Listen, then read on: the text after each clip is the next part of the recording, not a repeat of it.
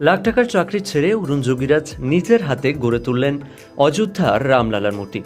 ৪১ বছর বয়সী অরুণ যোগীরাজ নিজেকে বিশ্বের সবচেয়ে ভাগ্যবান ব্যক্তি বলে মনে করেন। যে রামলালার জন্য পুরো ভারতবর্ষ জুড়ে উত্তেজনা, সে রামলালার মূর্তি তারই হাতে খোদাই করে তৈরি।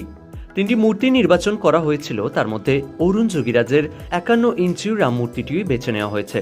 অরুণ যোগীরাজের জন্ম মাইসোরে। 5 প্রজন্ম ধরেই যোগীরাজের পরিবার বিখ্যাত সব ভাস্কর্যের সাথে জুড়ে আছেন।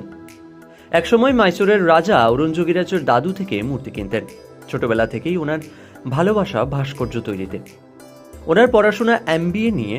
পড়াশোনা শেষ করেই উনি চাকরিতেও যোগ দিলেন, কিন্তু চাকরি করতে করতে উনি ওনার মনের ভাব কোথাও প্রকাশ করতে পারছিলেন না। তখন তিনি চাকরি ছেড়ে শুরু করেন ভাস্কর্য তৈরির কাজ। কর্ণাটকের ভাস্কর অরুণ যোগীরাজ সোমবার নিজেকে পৃথিবীর সবচেয়ে ভাগ্যবান ব্যক্তি বলে অভিহিত করেছেন। তিনি বলেন, তিনি যেন স্বপ্নে বাস করছেন, কিন্তু এর আগে সারা বিশ্ব এতটা অধীর আগ্রহে তার মূর্তির জন্য কখনো অপেক্ষা করেনি। তিনি একজন তরুণ, ভদ্র এবং প্রফুল্ল যুবক। তিনি কেদারনাথের আদি শঙ্করাচার্য এবং দিল্লি ইন্ডিয়া গেটে নেতাজি সুভাষচন্দ্র বসুর মূর্তিও নির্মাণ করেছিলেন। তার দক্ষতার উচ্চ চাহিদা রয়েছে এবং বিভিন্ন রাজ্য থেকে ভাস্কর্য তৈরির অর্ডার তিনি পেয়ে থাকেন। তুহিন চক্রবর্তীর রিপোর্ট, ক্যালকলিং টিভি।